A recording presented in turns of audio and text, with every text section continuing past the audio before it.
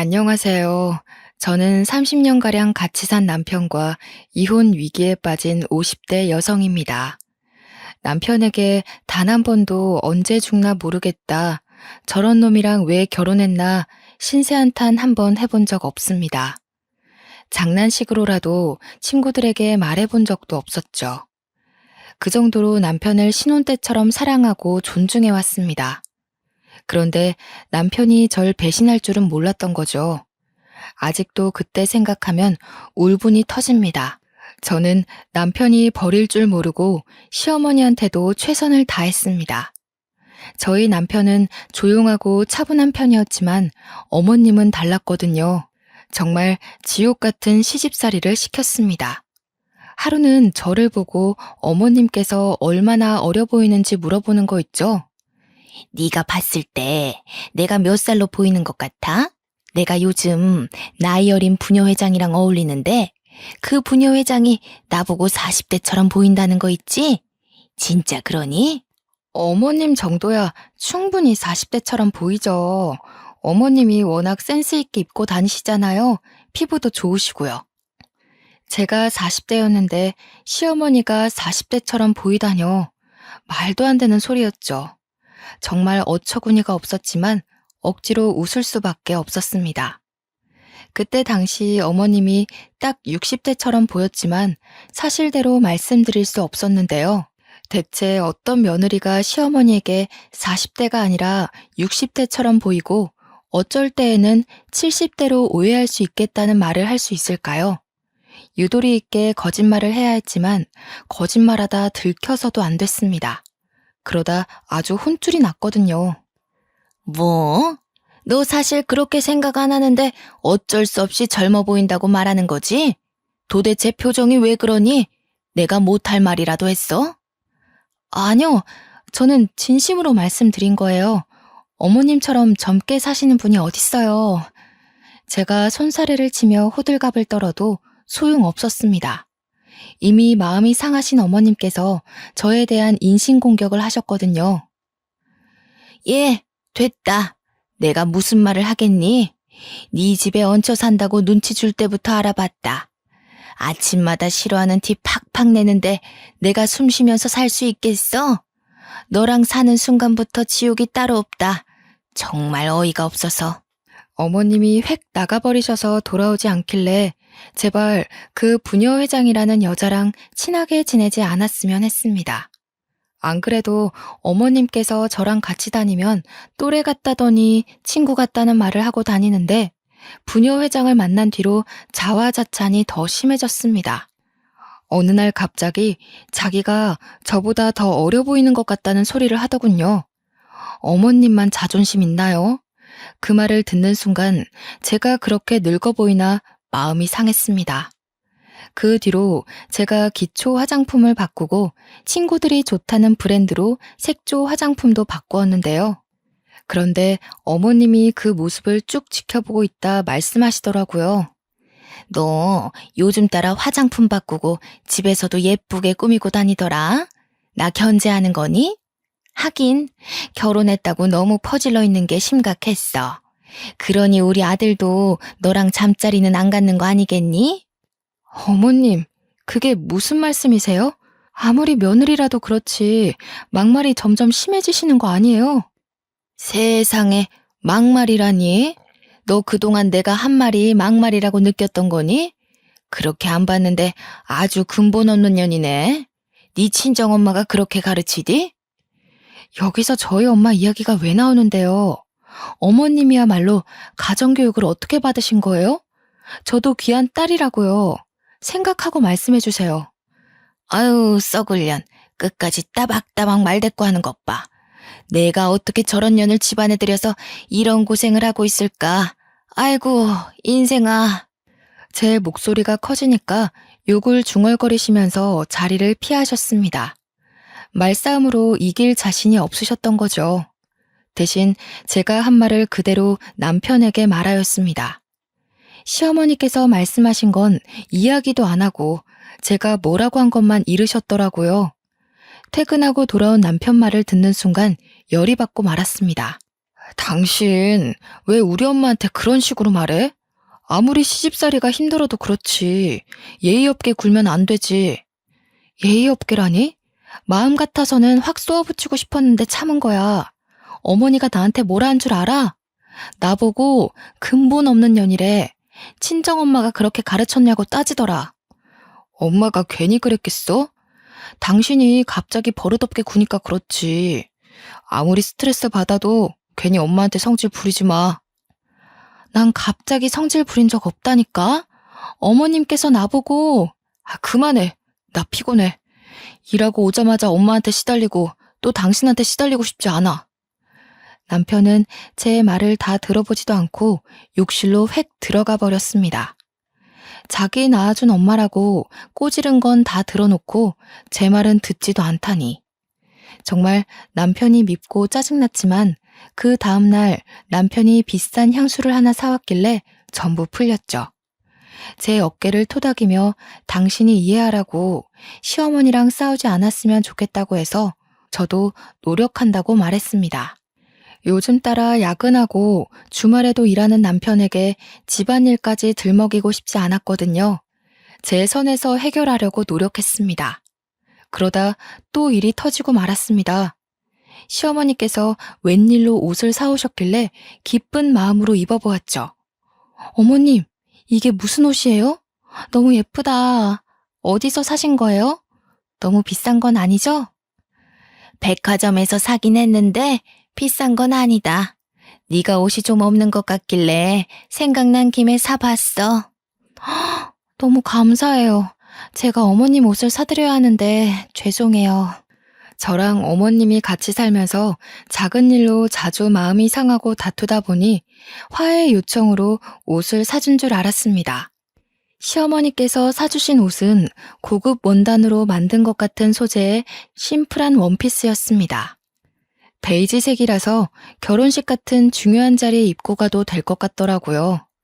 여기에 결혼 기념일날 받은 진주 목걸이를 하면 좋겠다 생각하며 설레하고 있었습니다.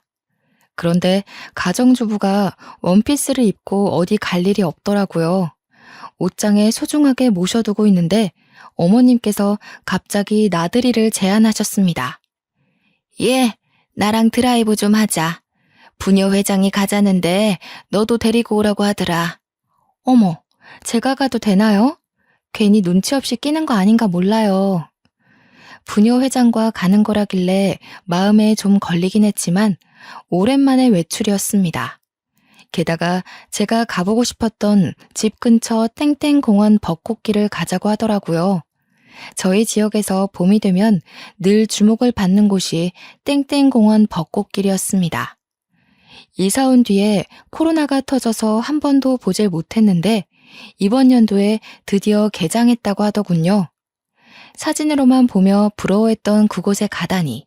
게다가 애들도 다 커서 학교 기숙사에 지내고 있는 터라 애들을 데리고 갈 필요도 없었습니다. 그야말로 자유였던 거죠. 부녀 회장이 저를 콕 짚어서 며느리 한번 데려오라는 말을 했다고 하길래 한 번도 만나본 적 없는 부녀 회장이라는 존재가 궁금했습니다. 도대체 어떤 사람이길래 어머님을 이렇게 만든 건지 알아야겠더라고요. 친해지면 어머님이 절 괴롭힐 일도 없어질 것 같아서 약속을 잡았습니다. 주말 오후 3시쯤 땡땡공원 앞에서 만나자길래 어머님이랑 같이 갔는데요. 옷차림부터 정말 화려하더라고요. 부녀 회장이 저보다 나이가 많을 텐데 화려한 꽃무늬 원피스에 꽃무늬 스카프까지 멀리서 봤을 때 벚꽃나무인 줄 알았습니다. 자기가 잘 차려입었다고 생각했는지 저를 위아래로 훑어보더니 코웃음을 쳤습니다. 자기가 우리 순자 언니 며느리야? 진짜 그 옷 입고 왔네. 언니, 그 외투 좀 벗어봐. 며느리보다 예쁜지 살펴보게. 처음엔 이게 도대체 무슨 소리인가 싶었습니다. 저는 어머님이 외투를 입고 나오길래 그 안에 무슨 옷을 입었는지 모르고 있었거든요. 그런데 외투를 벗자마자 헉 소리가 절로 나왔습니다. 어머님이 저랑 같은 원피스를 입은 거 있죠? 일부러 그런 듯 제 옆에 붙어서서 부녀 회장에게 이렇게 말하였습니다. 어때? 내가 며느리보다 낫나? 훨씬 젊어 보여? 당연히 언니가 훨씬 젊어 보이지. 이렇게 같은 옷 입혀놓으니까 더 티난다. 얘, 너 관리 좀 해야겠다. 40살이라고 했지? 40살이 어떻게 나보다 늙어 보이니? 그러니까 말이다. 우리 며느리 얼굴 좀 봐. 주름이 자글자글하니 어쩌면 좋니? 요즘 애들은 에스테틱 다니면서 관리받는다던데 그런 거 할 생각도 없나 봐. 따로 관리를 안 받으니까 이렇지. 너 길 가다 할머니 소리 안 듣니? 네 얼굴 모르고 길 가다 마주쳤으면 내가 존댓말 했겠다. 시어머니와 부녀 회장이 이런 식으로 절 꼽주면서 까르륵 웃음을 터뜨렸습니다. 일부러 제 자존심을 깎아내리려고 이런 말을 하는 거겠죠. 제가 아무리 늙어 보여도 60대인 어머님보다 늙어 보이지는 않을 겁니다. 그동안 어머님을 정말 잘 보살펴드리고 보좌해드렸는데 저를 이런 취급하다뇨. 상처받아서 눈물을 흘릴 뻔했습니다. 어머님이 결혼할 때부터 절 마음에 안 들어하긴 했지만 자기 자존감을 높이기 위해서 저를 이용할 줄은 몰랐습니다. 50대, 60대의 나이에도 매일 꾸미고 머리하고 화장하면서 몇 살로 보이냐고 물어보며 젊어 보이는 데에 집착했을 때 알아봤어야 했습니다. 저러니 시아버지가 바람 피우고 다른 여자랑 재혼했겠죠. 남자들이 괜히 도망가는 게 아니라고 생각했습니다. 분한 마음에 부들부들 떨며 어머님께 너무하다고 소리치기도 했는데요. 어머님은 귓등으로도 듣지 않았습니다. 저도 저를 무시하는 시어머니와 대화하고 싶지 않아서 집으로 와버렸습니다. 그랬더니 부녀 회장이 제 뒤통수에 대고 이렇게 말하는 거 있죠? 얘가 지금 시어머니 두고 어딜 가는 거니? 아유 버르장머리 없는 년. 저러니 시어머니한테 미움받지. 아주 남편한테도 미움받을 게 뻔하다. 이렇게 저를 욕하고 모욕 주길래 부녀 회장에 대해 모든 걸 알아냈습니다. 나이는 47살에 포크레인 운전사 남편을 두고 있더군요. 아들도 포크레인 자격증을 따서 집안 대대로 그 일을 물려받으려는 모양이었습니다. 제 나이는 40살에 저희 남편은 땡땡 기업 부장급이었죠. 저희 딸은 명문학교를 다니며 전교 10등 안에서 노는 엘리트였습니다. 그런데 저를 무시하고 아래로 보다뇨. 누가 봐도 제가 더 나아 보였는데 억울했습니다. 그날 이후로 매일 거울만 보며 외모에만 집착하게 되었습니다. 피부과에 다니고 에스테틱에서 다니며 돈을 쓰기 시작하니까 남편도 놀라더라고요.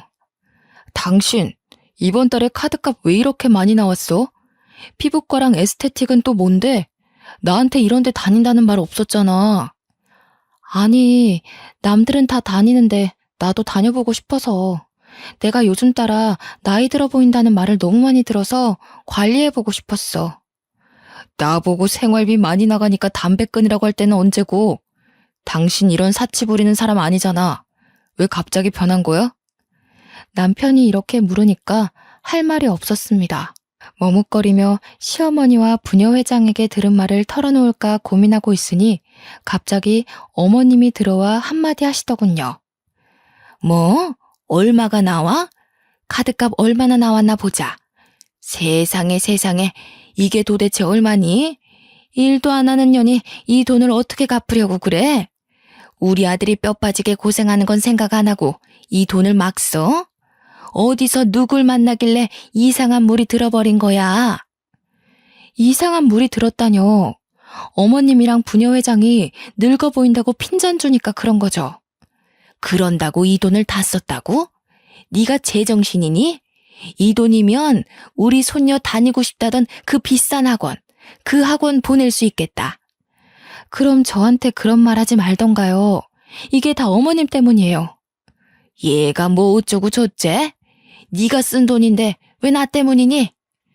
제가 눈물을 터뜨리면서 말하는데도 쎄했습니다. 남편 표정이 눈에 띄게 굳어졌거든요. 하긴 제가 남편이라도 지금 이 상황이 어이없을 겁니다. 한 달 생활비의 2배를 자기 꾸미는 데에 써놓고 시어머니 탓을 하다니. 욱하는 마음에 내뱉어 놓고 아차 싶었습니다. 다른 방법으로 남편에게 말해서 이 갈등을 풀어갔어야 했는데 그러지 못했죠. 남편이 저에게 매우 실망했다며 신용카드를 내놓으라고 했습니다. 당신 수상해. 평소에 이런 적 없잖아. 자기가 써놓고 엄마 탓하는 게 말이 돼? 내가 앞으로 현금만 줄 테니까 신용카드 내놔. 이러다가 우리 집 거덜나겠어. 안 돼. 우리 소윤이 교육비랑 우리 생활비 쓰려면 신용카드는 좀 써야 돼. 다음부턴 안 그럴 테니까 내 말 좀 들어주라. 이번 한 번만 그런 거라니까.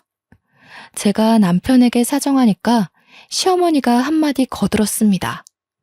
집안을 뒤흔들 정말 충격적인 거짓말을 내뱉고 말았는데요. 한 번은 무슨, 절대 봐주지 마라. 얘 밖에서 남자 만나나 본데 잘 지켜봐야겠더라. 요즘 따라 꾸미고 밖에 자주 나가더라. 뭐? 그게 무슨 말이야? 당신 요즘 누구 만나러 다녀? 정말 눈앞이 아찔해졌습니다. 남편 눈빛을 보아하니 어머님 말을 있는 그대로 믿는 것 같더라고요. 저를 뚫어져라 쳐다보더니 집안 구석구석을 살펴보고 있었습니다. 그래서 제가 급하게 남편의 팔을 붙잡았죠. 여보, 그런 거 아니야. 나 바람 같은 거 안 피워. 맨날 집안일하고 끽해봐야 동창 모임 나간 것밖에 없어. 당신도 내가 여중여고 나온 거 알고 있잖아. 설마 나 의심하는 거 아니지? 남편이 제 말을 듣고 우리 와이프가 설마 그러겠어 하는 눈빛을 보냈습니다. 그것도 잠시 어머님이 또 말도 안 되는 말을 꺼내길래 억장이 무너지고 말았습니다. 그걸 어떻게 믿니? 네 동창이 소개시킬 수도 있는 거고 인터넷을 만날 수 있는 건데. 어머님이 보셨어요? 제가 남자 만나거나 바람 피우는 거 보셨냐고요? 내가 괜히 이러겠니? 캥기는 게 있으니까 이러지. 남자가 생겼으니까 네가 안 하던 짓을 하는 거 아니야. 어머님 때문에 그런 거라니까요. 어머님이 저 볼 때마다 나이 들어 보인다 관리하라고 잔소리를 하시니까. 내가 언제? 구초라, 내가 그런 말 한 적 있니? 어머님께서 물론 남편이 있을 때 그런 말을 하신 적이 없었습니다. 남편이 워낙 바빠서 같이 있을 일도 없었고요. 실제로 남편은 그 말을 듣고 제 말이 아니라 시어머니 말을 더 믿는 것 같았습니다. 그 뒤로 저한테 차가워졌거든요. 안 그래도 자주 못 만났는데 오랜만에 저녁을 차려주거나 무언가 챙겨주어도 묵묵부답이었습니다. 저는 이게 다 시어머니와 부녀회장 때문이라고 생각했죠. 그러다 남편이 지방 출장을 가며 주말 부부를 넘어서 기러기 부부가 되었습니다. 남편을 거의 한 달에 한 번만 보게 되니 불안해지더군요. 이러다 영영 남이 되는 건 아닌가 초조해질 무렵이었습니다. 나이 차이가 많이 났던 남편에게 정년 퇴임 날이 다가온 모양이었습니다. 원래는 더 다닐 수 있는 나이였지만 회사에서 눈치를 준 것 같았죠. 하루아침에 회사를 관두게 되자 남편이 상태가 안 좋아졌습니다. 자존심이 많이 상했는지 이상하게 예민해지더라고요. 틈만 나면 저에게 신경질을 내길래 저도 점점 말이 험하게 나오고 있었습니다. 남편과 제가 최고로 심하게 싸운 날은 평일 대낮이었습니다. 점심을 먹으며 제가 생활비가 걱정된다고 했는데요. 요한 마트에서 캐셔 구하던데 이력서 제출해보려고. 이러다가 생활비 부족해질 것 같아. 곧 있으면 우리 소윤이도 고등학교 들어가는데 걱정이다. 대학 등록금 어떡하지? 그걸 왜 밥 먹다 이야기해? 내가 체하는 꼴 보고 싶어? 나보고 뭐 경비원 일이나 주차요원 일이라도 알아보라는 거야? 아니, 그건 당신이 싫다며. 그래서 내가 일하겠다잖아. 왜 갑자기 성질을 내는 건데? 내가 뭐 당신한테 무턱대고 취직하라고 했어? 백화점에서 청소하는 사람이랑 주차요원 구하길래 지원해보자고 한 거잖아. 당신이 동네 사람들 만날 것 같아서 싫다며. 어떻게 그런 일을 하냐고 나보고 하지 말라고 했잖아. 그럼 당신은 아무렇지도 않아? 마트 캐셔로 일하다가 동네 사람들 만나도 아무렇지도 않냐고. 도대체 왜 그게 불편해? 동네 사람들 그 마트에서 일한 적 많이 있거든? 당신 다른 사람들 눈치 좀 보지 마. 일단 우리가 먹고 살아야 하는 거 아니야? 그렇게 돈이 걱정되면 당신 애인한테 가서 좀 달라고 해. 우리 엄마가 그러는데 동네에 소문 쫙 났다고 하더라? 뭐? 무슨 소문? 어머님이 또 뭐라고 말씀하셨는데? 당신 오랫동안 연애하고 있는 사람이 있다며. 당신이 내 카드로 피부과 끊고 에스테틱 끊었을 때부터. 그런 거 아니야. 어머님 말 믿지 말라니까? 도대체 왜 그러는데? 제발 내 말 좀 믿어줘. 제가 눈물까지 흘리며 도대체 언제까지 의심할 거냐고 난동을 피워도 소용없었습니다. 끝까지 저를 의심하더군요. 헛소문이라고 침착하게 말해봐도 화를 내봐도 남편은 한결같았습니다. 아무래도 갑자기 회사를 그만두게 된 후로 집안 가장이 돈을 못 벌어온다는 콤플렉스가 생기면서 저를 철저하게 의심하는 것 같았습니다. 아마도 제가 남편을 버리고 애인에게 갈 거라는 생각이라도 하는 모양이었죠. 저보다 엄마 말을 더 믿는 마마보이인 건 알고 있었어도 이렇게 철석같이 저를 배척하고 미워할 줄은 몰랐습니다. 괜히 같은 핏줄인 게 아니었습니다. 어머님도 젊어 보이고 싶고 늙어가는 게 싫은 콤플렉스가 있으니 저한테 괜히 시비를 걸고 미워하는 거겠죠. 남편도 그 피를 물려받아 자기가 못생기고 키도 작고 나이도 많은데 그나마 잘 벌어오던 돈도 못 벌어오니 절 의심하는 것 같았습니다. 둘이 한 편을 먹고 저를 몇 년 동안 왕따시켰습니다. 절 두고 몰래 외식을 하고 오거나 여행을 다녀오는 일도 잦았는데요. 아침 일찍 일어나 마트 캐셔 일을 하고 오니 남편과 시어머니가 없어서 그러려니 했습니다. 저를 왕따시키고 어딜 놀러 갔을 거라고 생각했죠. 그런데 안방에서 이상한 말소리가 들리더라고요. 가까이 다가가 귀를 기울여 보니 여자 몸매 이야기를 하는 게 들렸습니다. 그 여자 몸매 봤니? 허리는 잘록하고 골반 넓은 게 애 잘 낳을 것 같더라. 며느리랑 너무 달라. 어떻게 그 나이 먹도록 20대처럼 날씬한가 몰라. 그러게. 성격도 좋은데 애교까지 많더라. 엄마 며느리가 그러면 얼마나 좋아? 얘, 자기 애인한테 애교 부려야 하는데 너한테 애교 부릴 시간이 있겠니? 내가 여러 번 말했지? 걔 이상한 점 한두 가지 아니라고. 그런데 증거가 없잖아. 엄마 말대로 수상해 보이는데 일하러 간다길래 따라가 봐도 진짜 마트 캐셔일만 하고 있던데? 우리가 365일 따라다녔니? 걔가 매일 바람 피는 것도 아닐 텐데 한두 번 따라다니면 안 되는 일이야. 지금이라도 남자 만나는 거 잡아내서 이혼해야지. 언제까지 그런 애랑 같이 살 거니? 차라리 오늘 만난 댄스 스포츠 선생이랑 재혼해라. 재혼은 무슨 재혼. 우리 소윤이 생각하면 이혼은 하면 안 돼. 요즘 이혼이 별거 아니라고 하지만 동네에서 우리 집 이혼했다고 소문났을 때 나도 너무 힘들었어. 그때 엄마도 힘들었잖아. 걔 딸이라면 아주 사족을 못 써서 이혼해도 꽁꽁 숨기고 있을 거다. 그럼 며느리가 바람 피우는 것처럼 몰래 만나보던가. 뭐? 어떻게? 이러면서 시어머니가 남편에게 말하는 목소리가 작아지길래 심장이 빠르게 뛰었습니다. 남편과 어머님이 도대체 무슨 말을 하고 있는 걸까요?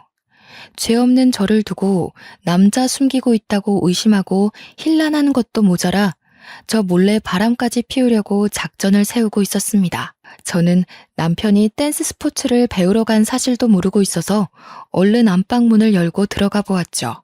제 예상대로 남편과 시어머니가 저를 보고 놀라서 눈을 동그랗게 뜨고 있었습니다. 아유, 깜짝아. 얘가 왔으면 기척이라도 낼 것이지 왜 말도 없이 문을 열어? 어머니, 방금 무슨 말씀하시는 거예요? 댄스 스포츠가 뭐요?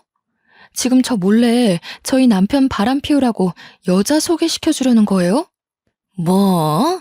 이게 미쳤나? 내가 무슨 치매라도 걸린 줄 알아? 이게 다 너 때문 아니니? 우리 아들이 요즘 죽고 싶다는 말을 자주 하길래 병원에 가봤더니 우울증이라고 하더라. 너는 우리 아들이 이렇게 되도록 뭐 했니? 설마 또 남자 만나고 온 거야? 남자라뇨. 어머님이랑 당신 둘 다 이상해.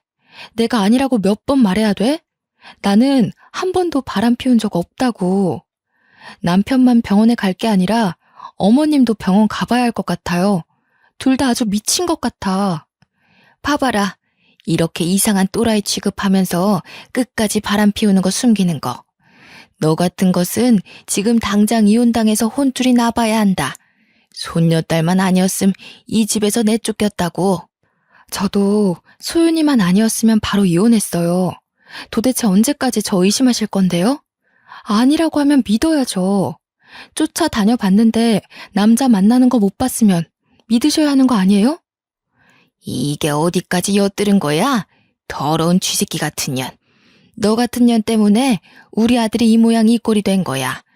우리 아들이 바람 피워도 넌 할 말도 없을 것이다, 이 더러운 거사. 어머님이 저한테 삿대질을 하며 입에 담을 수 없는 욕을 내뱉었습니다. 물론 저도 욕하지 말라면서 뭐라 소리를 질렀죠. 그동안 쌓인 스트레스가 쌓여서 제가 뭐라 했는지 기억도 나지 않았습니다. 정말 미친년처럼 고함을 지르고 눈물을 흘렸던 것 같아요. 지금 생각해보면 남편이랑 시어머니가 병원에 가야 하는 게 아니라 제가 가야 했습니다. 마음속에 곪은 상처가 많이 있어서 툭 하면 눈물을 흘렸거든요. 저는 친정이 제주도라서 갈 도리도 없었습니다. 마트 캐셔일을 하면서 모은 돈으로 친정으로 가서 돌아오지 말까 생각도 해보았는데요. 기숙사 생활을 하며 인서울을 목표로 하고 있는 제 딸이 걱정되더라고요. 제가 획 가버려서 이혼이라도 당하면 제 딸 소윤이가 마음이 심란해져서 입시도 망치고 앞길을 막을까 걱정이 되었습니다. 어떻게 얻은 귀한 딸인데 제가 아이를 가지기 힘든 몸이라 시험관 시술을 통해 늦은 나이에 가진 아이였습니다. 계속 아이가 유산되는 것도 남편이 나이가 있는 것도 한몫했는데 시어머니가 계속 저만 탓했던 것도 생각이 났습니다. 남편은 그래도 연애했을 때 기억도 남아있고 제가 유산했을 때 정말 잘해주어서 미운 정이라도 남아있는데 시어머니는 정말 미워할 수밖에 없는 존재였죠. 이렇게 며느리를 헐뜯고 미워할 거면 혼자 사시지. 혼자 살기 싫고 끝까지 아들 끌어안고 살 거면 결혼을 시키지 말지 하는 마음이 굳세게 느껴졌습니다. 하지만 이미 결혼한 거 어쩌나요? 우울증에 걸렸다는 남편이 너무 걱정돼서 남편이랑 다시 병원을 찾아가 보았습니다. 처음에는 남편만 상담실에 들어가서 이야기를 나누더니 의사 선생님께서 저보고 들어오라는 말을 하였습니다. 그러면서 저보고 정년 퇴임 때문에 우울증이 온 것 같다고 하시는 거 있죠? 구철 씨가 원하는 정년 퇴임 날짜가 있었는데 회사에서 갑자기 권고사직을 요구하는 바람에 그 상처가 컸나 봅니다. 완벽주의적인 성격이 있으셔서 자기가 사회적인 역할을 제대로 못한다는 것에 큰 타격을 받으신 것 같으세요. 자격지심에서 불신이 오신 것 같으니 많은 대화가 필요하신 것 같습니다. 집에만 있지 마시고 두 분이서 같이 새로운 취미를 가져보세요. 불신이라니. 그 말을 듣는 순간 남편이 의사한테도 제가 바람을 폈다느니 별의 별말을 다 말했을 것 같다는 예감이 들었습니다. 남편이 끝까지 저를 믿지 못하는데 취미는 무슨 취미인가요? 동사무소에서 시큰둥하게 상담실을 나와서 병원을 나서니 남편이 저를 따라오며 물었습니다. 당신은 내가 아프다는데 반응이 왜 그래? 왜 아무 말도 없어? 병원에서도 내가 바람 피우는 것 같다고 말했어? 지금 그 말이 왜 나와? 의사가 하는 말 못 들었어? 내가 아프대. 당신 때문에 아프다고. 그게 왜 나 때문이야? 당신이 아픈 건 당신 핏줄 때문이야. 당신 어머니 때문이라고. 당신 어머니 콤플렉스 덩어리인 거 알고 있어? 20살이나 어린 나보고 자기보다 늙어 보인대. 끊임없이 나랑 비교하고 헐뜯고 욕하고 정말 미쳐버리겠다고. 뭐? 우리 엄마가 언제 그랬어? 당신 정말 이상하다. 왜 우리 엄마를 그런 식으로 만들어? 그리고 핏줄이라니. 우리 집안 자체가 이상하다는 거야? 당신 정신이 어떻게 된 거 아니야? 그래, 끝까지 당신 엄마 편만 들을 거면 마음대로 해. 당신 마음대로 나 의심하고 당신 마음대로 바람 피우라고. 댄스 스포츠인가 뭔가 하는 그년하고 만나든가 네 멋대로 하라고. 저는 그날부터 남편을 포기하기로 마음먹었습니다. 제가 대화하려고 노력하고 해명하려고 애쓰면 뭐하나요? 하나도 믿지 못하고 끝까지 저를 욕하고 손가락질하는데 질려버리고 말았습니다. 이참에 파트타임으로 일하던 마트 캐셔일을 늘려서 일주일에 한 번씩만 쉬고 정신없이 일해보려고 했습니다. 마침 마트 캐셔 직원이 여러 명 관두는 바람에 다른 시간대도 일해달라는 부탁을 받은 참이었거든요. 집안일은 머릿속에서 지우고 우리 딸을 위한 목돈을 모아둘 작정이었습니다. 그렇게 의도적으로 남편에게 외면하고 있었는데요. 2개월 정도 지날 무렵 캐셔 일을 하고 돌아와서 집안일에 손을 대기 시작했습니다. 밀린 빨래를 모아 하려는데 남편 와이셔츠가 웬일로 나와 있더라고요. 이제 남편이 와이셔츠 입을 일이 없을 텐데 이상한 생각이 들어서 얼른 들어올려 이곳저곳을 살펴봤습니다. 옷깃 근처에 빨간색 립스틱이 묻어있는 것도 모자라 옷에서 여자 향수 냄새가 나더군요. 그때 이성을 잃고 남편에게 전화해 바로 집으로 돌아오라고 했습니다. 남편이 어디에 있었는지 몰라도 신경질을 부리며 들어오더군요. 내가 어디 있을지 알고 네 멋대로 들어오래. 내가 당신 아들이야? 당신 이건 뭐야? 이 와이셔츠 뭐냐고. 여기 묻어있는 립스틱이랑 향수 냄새 뭔지 설명해봐. 나 댄스 스포츠 교실 다니는 거 알고 있잖아. 파트너가 여자니까 립스틱도 묻고 향수 냄새도 좀 묻을 수 있지. 갑자기 왜 나한테 지랄이야? 괜히 일 힘들어서 짜증 부리는 거지? 뭐? 지랄? 당신 말이 점점 험해진다? 나하고 갈 때까지 가려고? 바람 피우는 건 당신이면서 나 의심하려고 그러니까 그렇지. 당신 오늘도 남자 만나니까 좋았어? 왜? 그 새끼가 잘해주디? 당신 정신과 똑바로 다녀. 우울증만 있는 게 아니라 의처증도 있는 것 같으니까. 제가 입술을 부르르 떨며 윽박질러도 남편은 끄덕도 안 했습니다. 오히려 제 말을 비웃더니 집안일이나 하라고 제 머리를 손가락으로 꾹 누르는 거 있죠? 정신 차려 이 옆했네야. 여자가 집안일도 제대로 못하면서 남편 의심하는 게 말이 돼? 옛날 같았으면 바로 곤장 맞고 뒤졌어. 당신 같은 여자 제명 살지도 못했다고. 도대체 나한테 왜 그래? 왜 날이 갈수록 미친 것 같냐고. 옛날에는 아니랬잖아. 나 유산했을 때 같이 울어주고 안아주고 그랬잖아.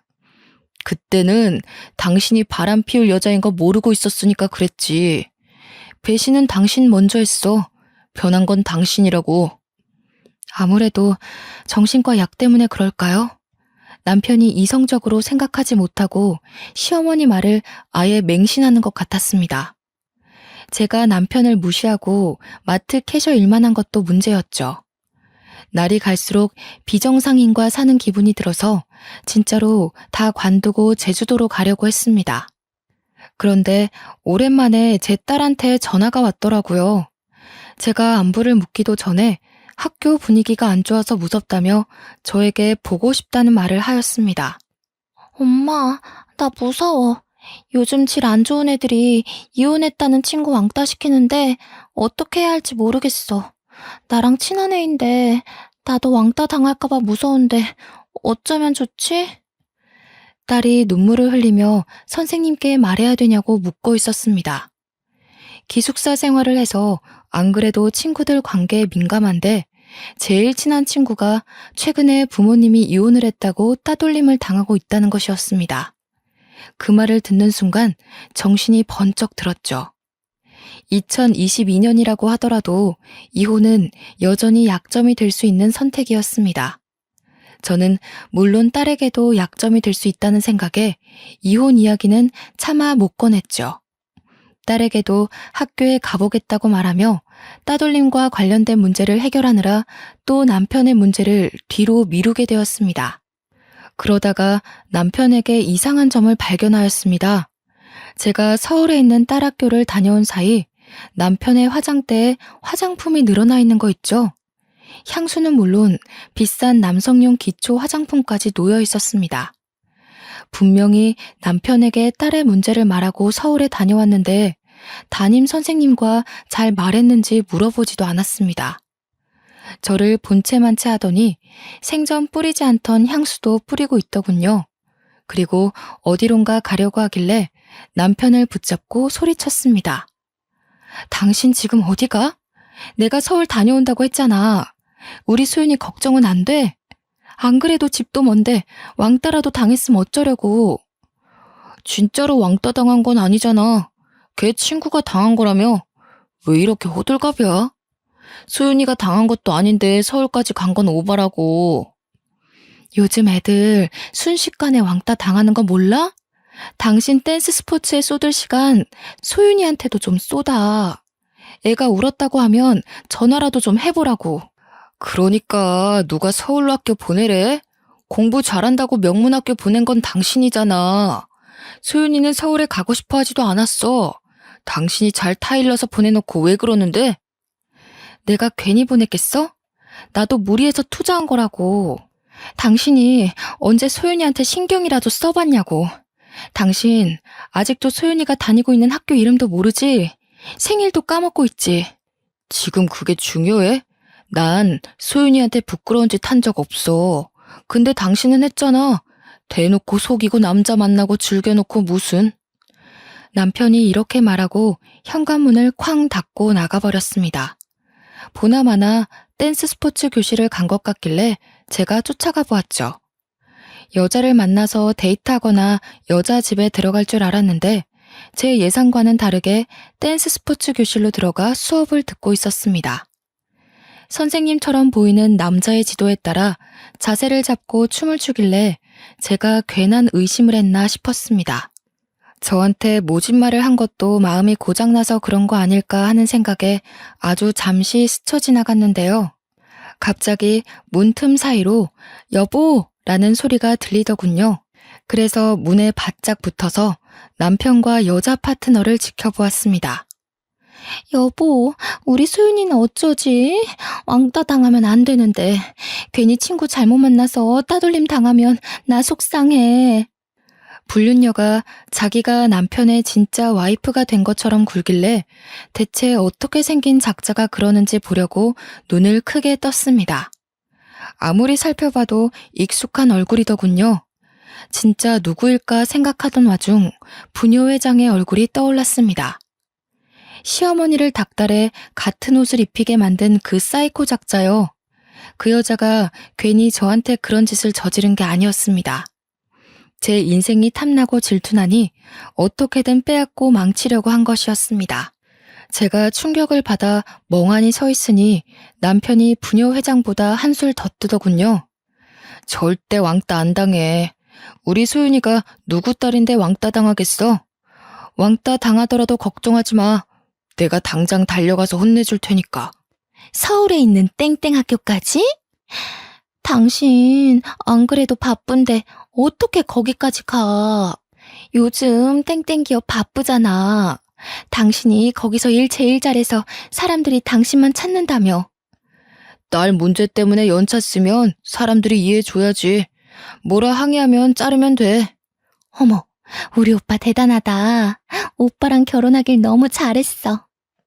남편과 불륜녀가 말하는 대화는 전혀 사실이 아니었습니다.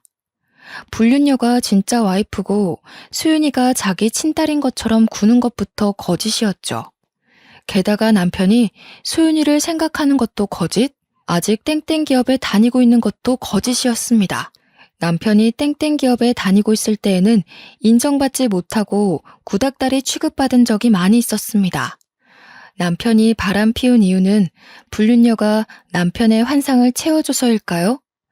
댄스 스포츠 회원들이 남편과 불륜녀를 부러워하며 동경하는 눈빛을 보내자 남편의 어깨가 절로 올라가 있는 게 보였습니다. 회원들도 남편과 불륜녀가 부부인 걸로 알고 있더라고요. 자연스럽게 제 딸 소윤이 이야기를 꺼내며 문제가 얼른 해결됐으면 좋겠다. 그건 그렇고 전부터 둘이 인꼬 부부 같아서 부러워하길래 허탈한 웃음이 절로 나왔죠. 게다가 더 충격적인 말이 회원들의 입에서 나오고 있었습니다. 그리고 이번에 늦둥이 생긴 거 참 축하해요. 이 나이에 아주 기적이야, 기적. 맞아요. 아들 갖고 싶다고 노래를 부르더니 결국 생기네. 가만 보면 둘이 바라는 대로 다 되는 것 같아. 정말 대단해. 제가 이 말을 듣고 놀라서 문을 벌컥 열어버리고 말았습니다. 댄스 스포츠 교실 회원들도 이 동네 사람들일 텐데 소문날 건 생각도 안 하고 아주 난동을 피우고 말았죠. 당신 지금 바람 피운 것도 모자라 임신시켰어? 이 여자 임신시킨 거냐고. 갑자기 찾아와서 무슨 말 하는 거야? 수업 중인 거 안 보여? 나가서 이야기해. 뭘 나가서 이야기해. 여기서 이야기해. 이거 놔. 여기서 이야기하라고. 마음 같아서는 사람들 다 있는 데서 남편을 힐난하고 싶었지만 힘이 따라주지 않았습니다. 남편에게 붙잡혀 질질 끌려 나오고 말았죠. 그것도 모자라 남편에게 믿을 수 없는 말을 듣고 말았습니다. 우리 경자한테 애가 생겼어. 당신도 만나는 남자 있을 테니까 서로 비밀 지키자. 안 그래도 소윤이 친구가 이혼 가정이라고 왕따 당했다며? 나도 우리 소윤이 왕따 당하는 거 원치 않아. 소윤이 대학 갈 때까지 비즈니스 커플로 남게. 내가 몇 번을 말하면 믿을래? 내가 결백하다는 거 죽은 다음에 믿으려고? 난 결백해. 내 이름 걸고 우리 엄마 이름 걸고 우리 소윤이 이름 걸고 단 한 번도 바람 피운 적 없다고. 당신 나중에 후회하지 말고 지금이라도 무릎 꿇고 싹싹 빌어. 빌긴 뭘 빌어? 내가 미쳤다고 배신자 앞에서 무릎 꿇을 것 같아? 나한테 바람 피울 구실 준 건 당신이야. 당신 이러는 거 점점 심해지는 것 같아. 약 제대로 먹고 있어? 병원 다니고 있는 거 맞는 거야? 이 여편 내가 이제는 날 정신병자 취급하고 있네? 야, 너야말로 정신 차려. 남자라면 아주 사족을 못 쓰는 년 주제. 그 말을 듣는 순간 머릿속이 새하얘졌습니다. 눈물이 와르르 쏟아지면서 다리에 힘이 풀리더군요. 제가 풀썩 주저앉았는데도 남편이 미친년, 나쁜 년, 안 되려고 연기하네라며 상스러운 욕을 하길래 제가 이혼하자고 소리쳤습니다. 남편이 조용히 하라고 동네 창피하다고 하길래 교실 안으로 달려들어갔죠. 그리고 있는 힘껏 목소리를 높였습니다. 저기요, 지금 이 둘이 진짜 부부 같죠? 이 여자는 불륜녀예요. 정신 아픈 우리 남편 갖고 놀다가 내 자리 뺏으려는 불륜녀라고요. 지금 이 여자가 당신들한테 말한 거 다 거짓이에요. 허세라고요. 울 남편이 땡땡 기업 그만둔 지가 언젠데 뭐가 어째? 우리 딸 얼굴은 알고 있니? 감히 우리 딸 이름을 들먹여. 내가 어떤 고생을 하고 사는지 알고 있어? 알고 있냐고. 제가 불륜녀 머리채를 붙잡고 난리를 치니까 남편이 저를 떼어내려고 했습니다. 초인적인 힘을 발휘해 불륜녀에게서 안 떨어지려고 하니까 남편이 욕을 하더군요. 그래서 확 불륜녀 머리채를 놔버렸습니다. 불륜녀는 당연히 엉덩방아를 찌으며 눈물을 흘리더라고요. 저는 불륜녀가 생쇼를 하며 눈물을 흘리던 말던 남편 뺨을 후려쳤습니다. 거기서 끝내지 않고 경찰을 불러 이 두 놈이 가족을 버리고 붙어먹더니 임신까지 했다고 일러 바쳤습니다. 경찰은 이걸 어떻게 해야 하나 난감해하는데 불륜녀가 시치미를 떼더라고요. 애는 무슨 애요? 저희는 그냥 수업 같이 듣는 사람인데 갑자기 찾아와서 제 머리채를 잡아 뜯었어요. 그냥 미친년 같다고요. 아, 그래? 그럼 이 회원들이 들은 말은 뭐지? 경찰 아저씨, 회원들한테 물어봐요. 이 여자 배 쓰다듬으면서 뭔 말했는지. 그걸 왜 물어봐요? 그런 건 물어보지 마세요. 친하지도 않은 사람들인데 왜? 그러면 물어보지 말고 바로 병원 가보자. 그렇게 당당하면 지금 산부인과 가서 사진 찍어보자고. 네 뱃속에 애가 있는지 없는지 살펴보자니까. 이 미친년이 왜 그래? 이거 안 나? 미친년은 너지. 우리 시어머니 콤플렉스 살살 긁어대면서 나 질투하게 만든 년이 누군데 그러지? 내가 그렇게 부러웠어? 부러우면 이래도 돼? 내 인생 망쳐도 되냐고.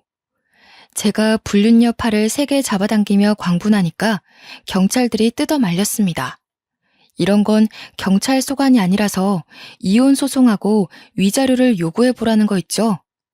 정말 억울했지만 경찰들이 하라는 대로 해야죠. 어쩌겠어요. 경찰들이 각자 집으로 데려다 주겠다고 하길래 그 자리가 파토나고 말았습니다. 그 뒤로 동네에 남편이 바람 피우는 게 소문났지만 남편의 뻔뻔함은 사라지지 않았습니다.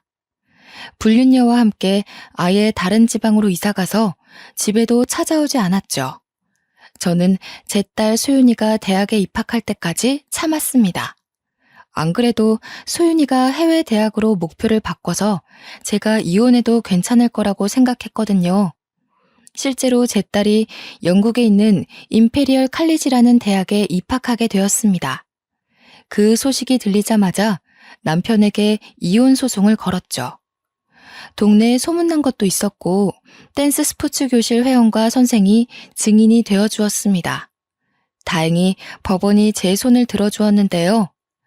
남편에게 거액의 위자료를 주었지만 영국으로 해외 유학 간 딸을 둔 저로서는 참 부족해 보였습니다. 드라마 보면 위자료 받고 떵떵거리며 살던데 저는 여전히 마트 캐셔 일을 하고 있었죠. 덕분에 제 마음이 날이 갈수록 피폐해지고 있었습니다. 밤낮 없이 일을 하고 있던 어느 날 제가 퇴근하고 돌아가는데 멀리서 익숙한 실루엣이 보이더라고요. 한 걸음 한 걸음 다가가 보니 남편이 멀뚱히 서서 저를 기다리고 있었습니다. 소윤이가 유학을 잘하고 있냐고 연락도 없던 사람인데 갑자기 찾아오다니. 그때 그 순간이 끔찍한 악몽처럼 느껴졌죠. 게다가 남편이 저를 보자마자 무릎을 꿇더니 눈물을 흘렸습니다. 여보, 내가 미안해. 내가 정말 잘못했어. 당신을 믿는 건데. 당신 때문에 내가 미친 게 아니라 우리 엄마 때문에 미친 건데 끝까지 당신을 안 믿고 내가 배신해버렸어. 갑자기 찾아와서 무슨 말 하는 거야? 나 당신 만나고 싶지 않아. 그냥 가줬으면 좋겠어. 당신한테 용서받으려면 어떻게 해야 할까? 나 후회돼서 미칠 것 같아. 알고 봤더니 내 애도 아니었더라고.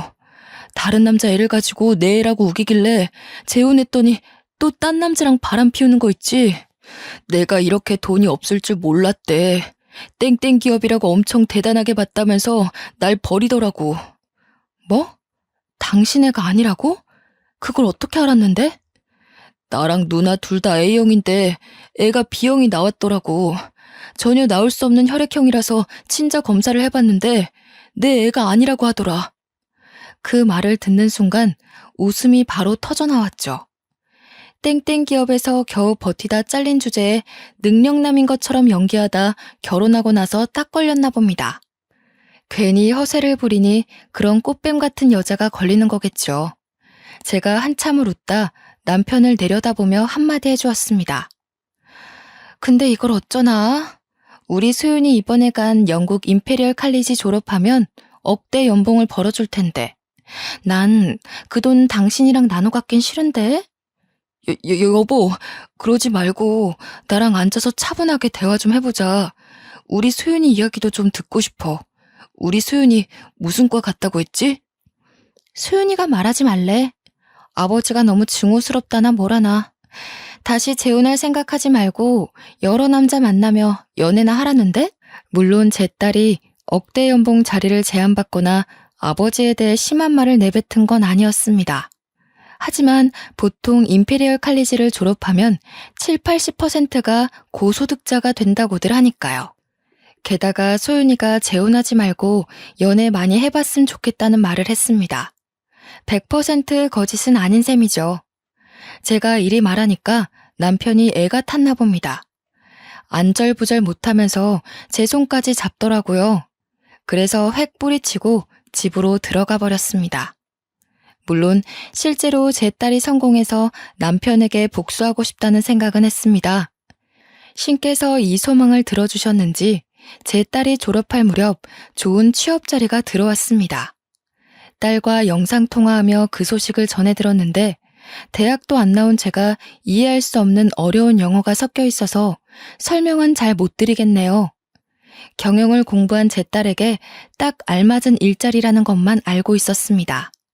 게다가 제가 소망했던 억대 연봉 자리라서 그 금액만 기억에 남아 있습니다. 그 소식을 시어머니와 남편에게 알려주며 액땜을 하니 집안에 좋은 소식만 들려오고 있다는 참교육을 해주었습니다. 한동안 연락이 없던 어머님도 군침을 삼키며 빌빌거릴 정도의 금액이었죠. 어머님과 남편 둘 다 제 집으로 찾아와 문을 두들기길래 제가 한마디 했습니다. 집까지는 왜 찾아오셨어요? 이럴 시간에 우리 딸 맛있는 거 사줄 돈이나 보내세요. 혹시 몰라요? 우리 소윤이 마음이 풀려서 몇 달러라도 줄지? 얘야, 왜 말을 그렇게 하니? 나는 너랑 잘 지내고 싶어서 온 거야. 소윤이가 결혼할 때 아빠 자리가 없으면 남편 쪽 집안에서 뭐라 하겠니? 우리 소윤이 생각해서 다시 합치자. 우리가 너 달달 볶거나 의심할 일은 없을 거다. 글쎄요.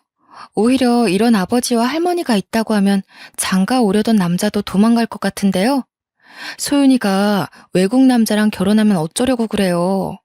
집안 망신도 모자라 나라 망신 시키지 말고 더 이상 찾아오지 마세요.